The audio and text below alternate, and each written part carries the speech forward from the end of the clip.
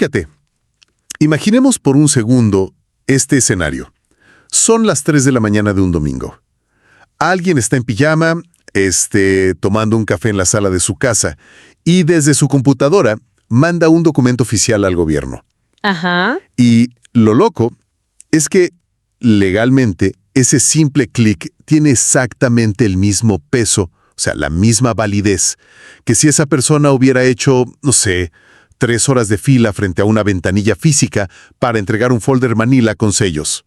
Pues sí, suena a ciencia ficción administrativa, sobre todo considerando la fama que tienen las burocracias en América Latina, ¿no? Totalmente. Pero aunque suene increíble, ese es precisamente el nivel de transformación que estamos analizando hoy.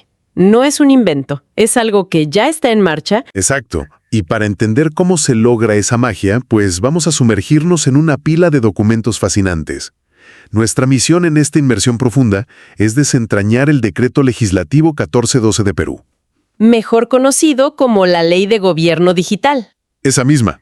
Vamos a revisar de qué trata esta ley, base que, se promulgó en 2018. Pero sobre todo, vamos a explorar por qué ha sufrido tantas modificaciones y actualizaciones recientes. O sea, estamos hablando de cambios fuertes en 2021, en 2023 y apenas en 2025. Y es que el reto monumental que plantean estos textos no es simplemente digitalizar un trámite, ¿sabes? Bueno, no es nada más usar un escáner.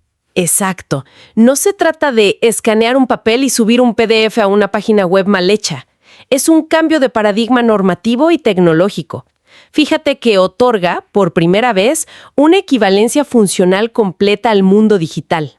Que lo digital vale lo mismo que lo físico. Es la privacidad desde el diseño. Haz de cuenta que el Estado decidió dejar de ser un laberinto de edificios de concreto, archiveros oxidados y filas bajo el sol, para convertirse en un sistema operativo centralizado, uno donde todo fluye de manera invisible.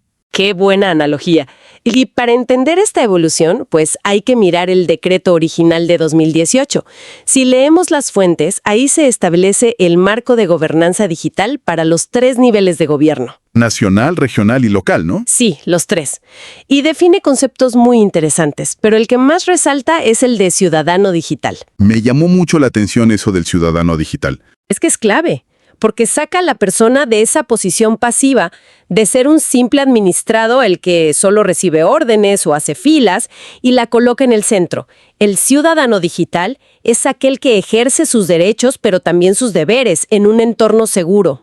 Claro, cambia la relación por completo. Totalmente. El decreto de 2018 sentó las directrices. Dijo, el Estado debe gestionar adecuadamente la identidad, los servicios, la seguridad y los datos. Y puso a la presidencia del Consejo de Ministros, a través de la Secretaría de Gobierno Digital, como el gran director de orquesta. Ok, vamos a detenernos ahí un segundo. Porque al leer los documentos me surgió una duda genuina. Dime. Si la ley es de 2018 y ya planteaba este escenario tan moderno y eficiente de Estado digital, ¿por qué la realidad administrativa siempre parece ir un paso, 10 pasos atrás de la ley?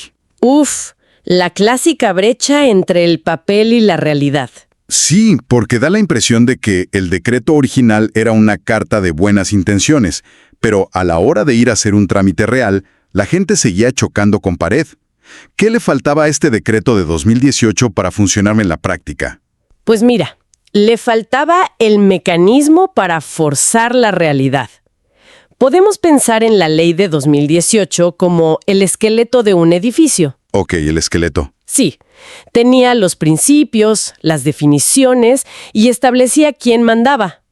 Pero un esqueleto no detiene la lluvia ni conecta la electricidad, ¿verdad? Obvio no. Faltaban los músculos y los tendones. Y eso, en términos burocráticos, significa establecer plazos fatales, definir qué infraestructuras tecnológicas específicas se iban a usar y, sobre todo, obligar operativamente a las dependencias a conectarse entre sí. O sea, la ley decía el qué, pero se quedó corta en el cómo. Exactamente, se quedó en la teoría. Y claro, eso explica perfectamente la cascada de reglamentos y modificaciones que vinieron después. Al revisar el historial en los documentos, vemos el reglamento en 2021, luego unas modificaciones muy agresivas en 2023 y las más recientes ahorita en 2025. Básicamente se pasaron años construyendo esos músculos que te menciono. Sí, Y esta ola de modificaciones responde a una presión doble. Por un lado, pues, adaptar el sistema a una sociedad que ya demanda inmediatez. Y por el otro, cumplir con presiones internacionales. a ver, explícame un poco lo de 2023, porque ahí vi cambios importantes con el Decreto Supremo 075. Claro, en 2023 el Congreso había aprobado leyes previas que exigían algo llamado mesas de partes digitales y también la notificación mediante casilla electrónica. Ah, sí lo leí. Entonces, el reglamento tuvo que adaptarse para obligar a las instituciones a dejar de depender del horario de oficina tradicional. Ya no podían decir, cerramos a las 3. O sea, las modificaciones de 2023 fueron, digamos, la manera legal de decir, el Estado ya no cierra la persiana. Así es. Se volvió una obligación atender 24/7. Si alguien manda una solicitud en domingo, como decíamos al principio, el sistema le tiene que dar un acuse de recibo inmediato. Sí, pero hay un matiz importante ahí. Fíjate, el sistema informático nunca duerme, recibe el documento en el momento exacto y te genera la constancia. ¿Ok? Pero para el reloj interno de los plazos legales, o sea, el tiempo que tiene el burócrata para responderte, el documento se considera ingresado el siguiente día hábil. Claro, el funcionario sí duerme. Exacto, pero la revolución para la persona es que ya no tiene que pedir permiso en el trabajo para ir físicamente a dejar un papel. El cuello de botella físico desaparece. Órale, eso sí es un cambiazo. Lo cual nos lleva al gran salto que se dio en 2025 con el Decreto Supremo 098. Porque aquí el tono de las fuentes cambia bastante. Sí, se vuelve mucho más técnico y global. Ajá, ya no se trata solo de abrir 24/7, sino de cumplir con estándares externos, específicamente de la OCDE, la Organización para la Cooperación y el Desarrollo Económicos. Parece que el gobierno dijo, bueno, tenemos que ponernos las pilas para hablar el mismo idioma técnico que los países de primer mundo. Es que la influencia de la OCDE fue el motor principal de estas últimas modificaciones. Cuando un país quiere integrarse plenamente a la economía global, pues sus sistemas digitales no pueden ser una isla, más robustos para la identidad digital transfronteriza. Transfronteriza, o sea, que la identidad peruana sea reconocida afuera y viceversa. Exactamente eso. También empujaron a mejorar la gobernanza de datos y la interoperabilidad a niveles mucho más profundos. E incluso metieron la validación del uso de plataformas oficiales para el voto digital. ¡Wow! A ver, entonces tenemos un Estado que ya está abierto todo el tiempo y que cumple con estándares europeos. Pero, leyendo esto, a mí me surge un problema técnico enorme. ¿Cuál? Pues si yo no estoy, o si alguien no está frente a una ventanilla entregando una credencial física de plástico, ¿cómo sabe el Estado exactamente quién está del otro lado de la pantalla haciendo el trámite? El gran problema de Internet. Exacto. O sea, cualquiera puede llenar un formulario web diciendo que es el presidente de la República, pero probarlo a distancia es otra historia completamente distinta. Totalmente. Ese es el gran talón de Aquiles de cualquier sistema digital.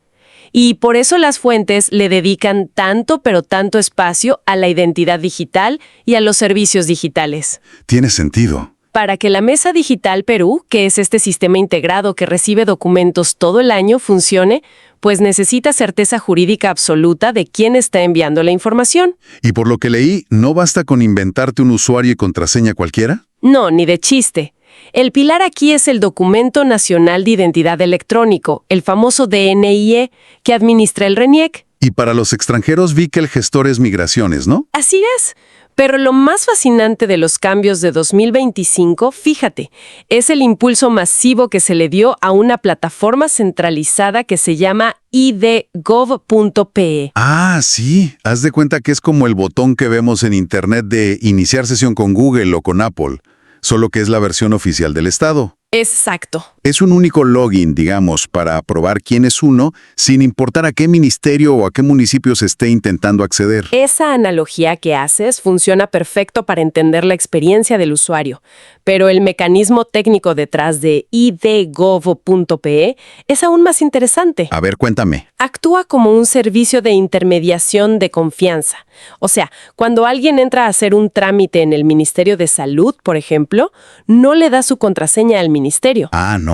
No, el usuario se autentica en idgov.pe. Esta plataforma cruza los datos criptográficos con la base de RENIEC y luego idgov.pe le avisa al Ministerio de Salud: oye, sí, esta persona es quien dice ser. Órale, entonces el ministerio nunca ve tus credenciales reales. Exacto. Y esto es lo que materializa de verdad la equivalencia funcional que platicábamos. Y vi un detalle en la ley que, la verdad, me pareció una victoria absoluta contra la burocracia. Y es que prohíbe explícitamente a las dependencias exigir el DNI físico o copias fotostáticas si la persona ya cuenta con su identidad en formato digital. Es una prohibición súper tajante, sí. Si el ciudadano ya demostró su identidad digitalmente, pedirle el plástico es literal una violación a la norma. Es que ya era hora. Y a eso hay que sumarle el reconocimiento transfronterizo que mencionamos con la OSDE. En un futuro no muy lejano, esa misma validación de idgov.pe debería servir para que un ciudadano peruano acceda a servicios gubernamentales estando en otro país. Ok, a ver, vamos a conectar los puntos de lo que llevamos. Va. El sistema atiende a todas horas. Y gracias al DNI electrónico y a esta plataforma idgov.pe, el gobierno sabe perfectamente quién está conectado. Ajá. Entonces el siguiente paso lógico, y creo que esto es lo que más le duele a cualquiera que lidia con papeleos, es evitar que el Estado te pida documentos que el propio Estado ya emitió. Uy, el clásico, me piden mi acta de nacimiento. Exacto. Si el gobierno ya tiene mi acta o mi certificado, ¿por qué me pide que vaya, saque una copia y se la lleve a otra oficina del mismo gobierno? Es absurdo. El capítulo de la interoperabilidad en la ley se define tal cual como el principio de cero trámites duplicados. Cero trámites duplicados. Suena hermoso. Suena genial, pero lograr que las organizaciones intercambien datos de forma automática no es solo cuestión de conectar un cable de red de un edificio a otro. Me imagino. La ley desglosa este problema en 4 niveles distintos, porque las barreras no son nada más tecnológicas. Sí, bien los textos que hablan de niveles organizacional, semántico, técnico y legal. Así es. Digo, el nivel técnico me hace sentido, ¿no? Son los servidores hablando entre sí mediante APIs o lo que sea. El nivel legal, pues, asumo que son las reglas de privacidad. Pero el nivel semántico, ese sí me dejó pensando, ¿qué significa la interoperabilidad semántica en la práctica? Es súper interesante. Fíjate, imaginemos que la base de datos del Ministerio de Educación registra el estado civil de las personas usando letras. Ok. S para soltero, C para casado. Pero luego, la base de datos de la autoridad fiscal usa números, 1 y 2. Ah, ya veo el problema. Si conectamos ambos sistemas técnicamente, van a chocar. La información se vuelve basura porque no están hablando el mismo lenguaje. Claro, el sistema fiscal va a leer una S y no va a saber qué hacer con eso. Exacto. Entonces, la interoperabilidad semántica obliga a todas las entidades del Estado a usar los mismos vocabularios, los mismos catálogos y formatos de datos. Básicamente tienen que ponerse de acuerdo en el diccionario antes de empezar a hablar. Totalmente. Y el nivel organizacional, asumo que trata de las jerarquías o de cómo se organizan internamente. Va por ahí, sobre los procesos internos. Significa que las dependencias tienen que reestructurar sus flujos de trabajo administrativos. ¿Para qué? Para que solicitar un dato a otra entidad sea una parte oficial de su propio proceso, en lugar de voltear y pedírselo a la persona. O sea, obligar al burócrata a buscar en el sistema en vez de mandarte a ti a sacar la copia. Exactamente. Y todo esto se aterriza en lo que el reglamento llama los bloques básicos para la interoperabilidad. Que, madre mía, es una sopa de letras de plataformas obligatorias. Vi Pagalopé, Firma Perú, el Sistema Integral de Gestión Documental o SGD Perú, pero la reina de todas, por lo que leí, parece ser PIDE. PIDE es la joya de la corona. Es la plataforma de interoperabilidad del Estado. Ajá. Haz de cuenta que es la autopista central. Si una entidad necesita verificar antecedentes penales, no se los pide al solicitante. Su sistema hace una consulta a través de PIDE directamente a la base de datos judicial. ¿Y eso cuánto tarda? En milisegundos. Y todo de forma encriptada. Pero aquí tengo una pregunta que me brincó mucho al leer las fuentes. Si PIDE es tan maravillosamente eficiente, ¿por qué los legisladores tuvieron que escribir textualmente en la ley que su uso es obligatorio y por defecto? Buena observación. O sea, ¿las dependencias gubernamentales se rehúsaban a conectarse o qué? ¿Eran como dragones cuidando sus tesoros de datos en sus cuevas? Pues, más que un comportamiento de dragón malvado, era un tema de cultura organizacional y de, protección de feudos. Feudos, claro. Históricamente, cada ministerio o municipio en América Latina ha funcionado como un silo aislado. Tenían su propio presupuesto para tecnología, compraban sus propios servidores y desarrollaban sus sistemas a puerta cerrada. Nadie veía lo que hacía el otro. Exacto. Abrir sus bases de datos a otros no solo generaba desconfianza, sino que a veces requería presupuesto extra para adaptar los sistemas, y no querían gastar en eso. ¡Qué locura! Entonces, la ley elimina la opción de decir no, les quita la decisión a los burócratas de turno y fuerza la cooperación tecnológica. Los obliga a colaborar por ley, sí o sí. Sí o sí. Y esta filosofía colaborativa va más allá de los puros datos. Hay una sección sobre la reutilización de software público que de verdad me voló la cabeza. Es un momento de revelación en la lectura. Es buenísima esa parte. Básicamente, el gobierno está creando su propia versión interna de código abierto. Como un GitHub, pero exclusivamente para el sector público. Es que es una de las políticas más disruptivas de todo el decreto 1412. Piensa en el modelo tradicional. A ver. Si la policía necesitaba un sistema para gestionar inventarios, iba y contrataba a una empresa privada por millones. Claro, licitación y todo el show. Ajá. Y si 6 meses después un hospital público necesitaba algo súper similar para sus propias medicinas, ¿qué pasaba? Volvía a pagar millones por un desarrollo desde cero a otra empresa. Un despilfarro brutal de dinero público. Un despilfarro y muy lucrativo para los proveedores, claro. Pero con esta ley, si una entidad desarrolla un software con recursos del Estado, está obligada a compartir el código fuente. ¡Wow! Sí, bajo licencias libres o abiertas en lo que llaman la Plataforma Nacional de Software Público Peruano, la PSPP. ¿Y eso qué significa en la práctica?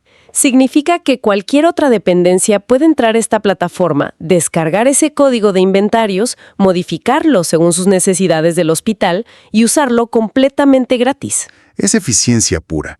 Se ahorran años de desarrollo y un montón de dinero. Y sobre todo, se evita la duplicidad en el gasto público. Exactamente. Ahora, a ver, vamos a ser de abogado del diablo un momento. Todo esto suena espectacular en papel. Bases de datos conectadas por PIDE, dependencias compartiendo el mismo código fuente, atención a toda hora. Sí. Pero, siendo realistas, al conectar todo con todo, el nivel de riesgo se dispara al cielo, ¿no? Por supuesto. O sea, si un atacante encuentra una vulnerabilidad en ese código abierto que ahora usan 20 ministerios distintos o si de alguna forma logra entrar a la plataforma PIDE, el impacto sería devastador. Te robas los datos de todo un país. Es el gran riesgo de la centralización. Y por eso me imagino que notaste que la gobernanza de datos y la seguridad digital son el capítulo final y más crítico de toda esta historia. Sí, lo vi. Asumo que son como la red de contención. Son exactamente la red de contención de todo el sistema. Y la normativa aborda esto desde una tensión constante. Porque por un lado está la gobernanza de datos que exige el principio de datos abiertos por defecto. Que la información del Estado sea pública. Ajá, transparente y disponible para que la sociedad civil o los investigadores puedan usarla. Lo cual es una gran idea para la transparencia y contra la corrupción. Pero es un equilibrio sumamente delicado, ¿no? Muy delicado. Porque la ley prácticamente grita, transparencia, abran todo por defecto. Pero al mismo tiempo tiene que susurrar, oigan, por favor, no publiquen dónde vive la gente ni sus historiales médicos. Sí, esa aparente contradicción se resuelve a través de las excepciones legales y técnicas que marca la propia ley. Se prohíbe abrir información que comprometa datos personales o la seguridad nacional. ¿Y cómo separan lo público de lo privado si está en la misma base de datos? Para cumplir con la transparencia sin violar la privacidad, las instituciones están obligadas a aplicar técnicas de disociación y anonimización. O sea, borrar nombres. Exacto. Tienen que limpiar las bases de datos de nombres, números de identidad, direcciones específicas. Todo eso antes de subirlas a la Plataforma Nacional de Datos Abiertos. Ya entiendo, pero incluso con los datos anonimizados, la infraestructura en sí sigue siendo un blanco gigante para los hackers. Y vi que las fuentes hacen una distinción muy marcada entre seguridad de la información y seguridad digital, con mayúsculas. Sí. Y parece que no es solo un cambio de nombre para que suene más moderno, ¿verdad? No, para nada. Es un cambio absoluto de filosofía en el gobierno. Mira, la seguridad de la información clásica se enfoca en proteger un servidor o una base de datos específica. Como el encargado de sistemas instalando un antivirus. O configurando un firewall, algo muy técnico y aislado. En cambio, la seguridad digital en esta ley es la gestión integral de riesgos en todo el entorno digital del país. Es mucho más amplio. Muchísimo. Implica proteger la economía, la soberanía nacional y los derechos de los ciudadanos en el ciberespacio. O sea, dejó de ser un problema del equipo de soporte técnico para convertirse literalmente en un tema de seguridad de Estado. Tan es así que el marco normativo ya involucra a actores de defensa de alto nivel. Ah, sí, ¿como quiénes? Participa el Ministerio de Defensa para coordinar la ciberdefensa de todo el país. También la DINI, que es la Dirección Nacional de Inteligencia. Órale. Y el Ministerio de Justicia trabajando junto con la Policía Nacional para perseguir el cibercrimen. O sea, estamos hablando de una arquitectura institucional masiva. Ya no es el chavo de sistemas, es el ejército. Literal. ¿Y cómo se asegura el Estado de que cada pequeño municipio o ministerio aplique esta filosofía de ciberseguridad tan estricta en su día a día? Porque suena carísimo y muy complejo. Lo hacen mediante algo que mencionamos muy al principio de nuestra plática, el principio de seguridad desde el diseño. Ah, claro. Ya que está terminado, llamar al experto en seguridad para que le eche un ojo. Como un parche de último minuto. Exacto. Eso ya no se puede. Desde que dibujan el primer diagrama del sistema en un pizarrón, la ciberseguridad tiene que estar integrada en la arquitectura. Ok. Y además, la ley exige que todas las instituciones mantengan un sistema de gestión de la seguridad de la información, el SGCI, que básicamente es un proceso de auditoría y mejora continua obligatoria.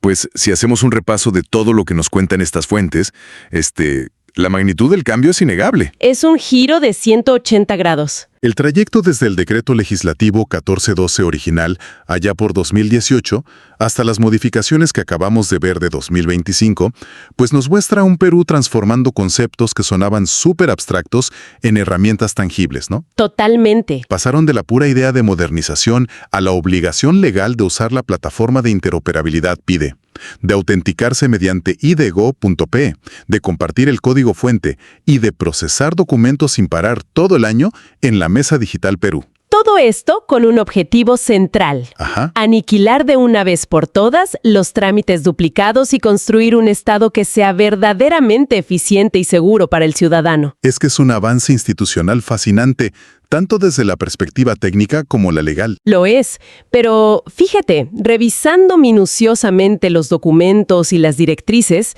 hay un hilo conductor que no se puede ignorar y creo que nos deja con una reflexión bastante profunda para ir cerrando. A ver, ¿cuál es? Pues que, a pesar de toda esta terminología tecnológica y de servidores y códigos, la ley menciona de manera reiterada la necesidad de una inclusión digital. ¿Inclusión digital? Sí, incluso la ley ordena la creación de centros de acceso público para capacitar a la población. Claro, lo cual revela que los legisladores, en el fondo, saben perfectamente que no sirve de absolutamente nada tener la mejor autopista digital del mundo si la gente no tiene un vehículo para transitarla. Exactamente. Y ese es el gran punto ciego de cualquier modernización, que nos invita a pensar un poco más allá de los textos.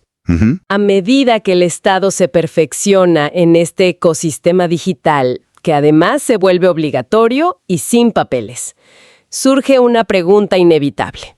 ¿Sí? ¿Qué infraestructura física real, de telecomunicaciones y de educación masiva se necesita a nivel nacional para sostener todo esto? Es una excelente pregunta. Porque existe un riesgo inmenso. Si esta maravilla tecnológica choca con una realidad geográfica y social donde, no sé, falta internet de calidad en zonas rurales o donde la alfabetización digital es muy baja en adultos mayores. Claro, el sistema podría terminar creando una nueva clase de ciudadanos invisibles. Totalmente invisibles, personas que quedarían marginadas de los servicios básicos del Estado simplemente porque el gobierno asumió que todos saben descargar un DNI electrónico o usar ID.gov.pe en su celular. Espectacular para cerrar.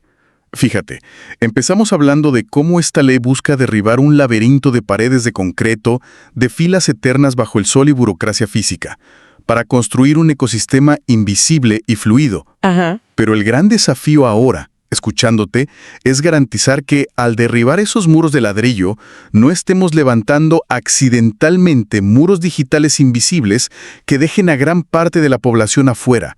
Y lo peor, sin siquiera darse cuenta de que la puerta cambió de lugar. Una paradoja total. Una idea súper poderosa para que los que nos escuchan sigan analizando por su cuenta.